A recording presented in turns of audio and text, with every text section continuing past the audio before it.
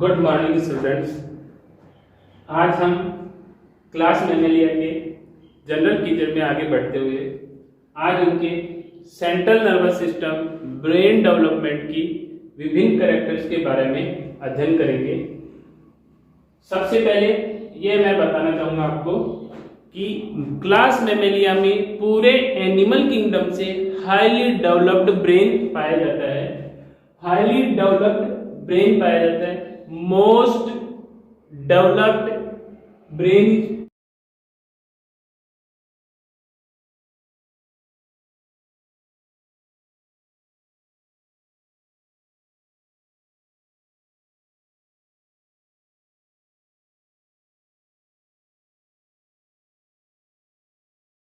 Class Mammalia, जिसकी वजह से इनमें कॉग्निटिव पावर, सोचने, विचारने और इन अन्य क्षमताओं में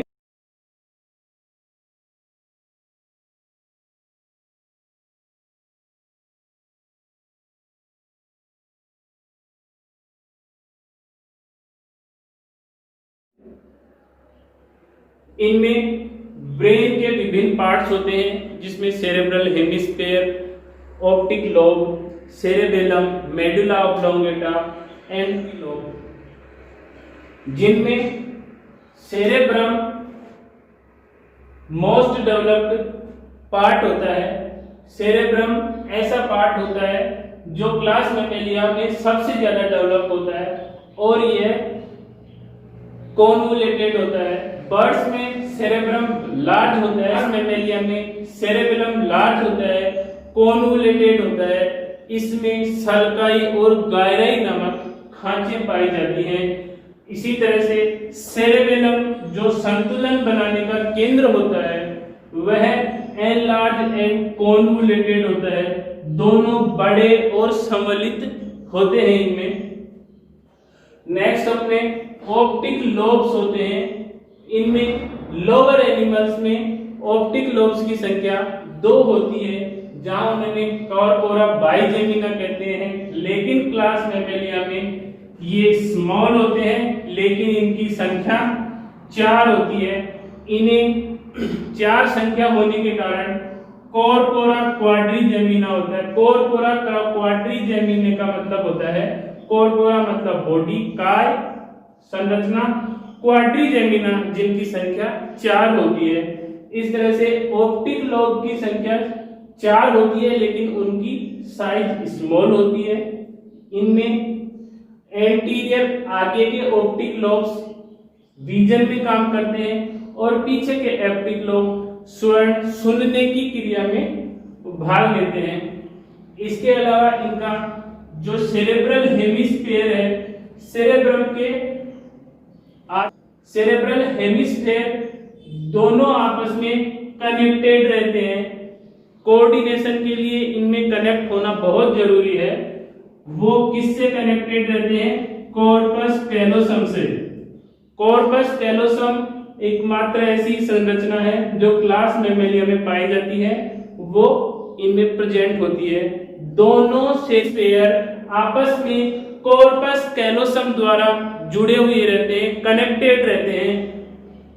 इनमें 12 पेयर्स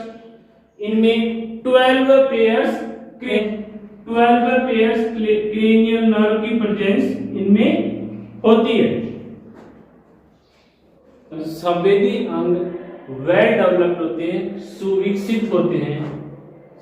संवेदी अंग, ज्ञानेंद्रियां सुविकसित होती हैं। ये ज्ञानेंद्रियां मुख्य रूप से ईयर, आईज में महत्वपूर्ण होती है। इसके अलावा tongue, skin and nose important role play करते हैं। यहाँ सामान्यतः 5 प्रकार के सेंस ऑर्गन्स पाए जाते हैं, संवेदी अंग पाए जाते हैं, जिनमें आंख, कान, नाक, स्किन और जिह्वा, टंग। इनमें सब के सब वेल डेवलप्ड और हाईली डिफाइंड होते हैं। आईज, आंखें एक ऑप्टिक रिसेप्टर होती हैं, प्रकाश संवेदी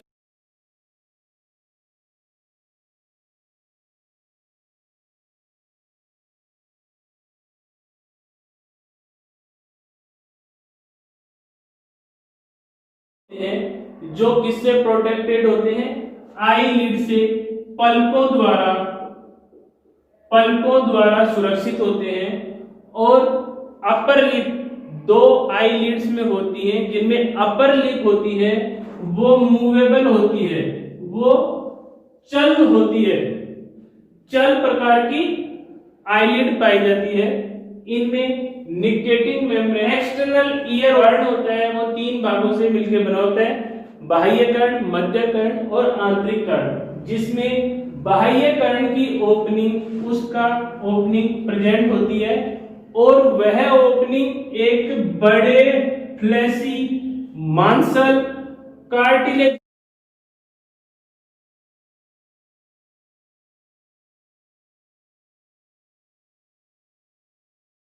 कहते हैं, कर्ण पल्लव ईयर पिन्ना के द्वारा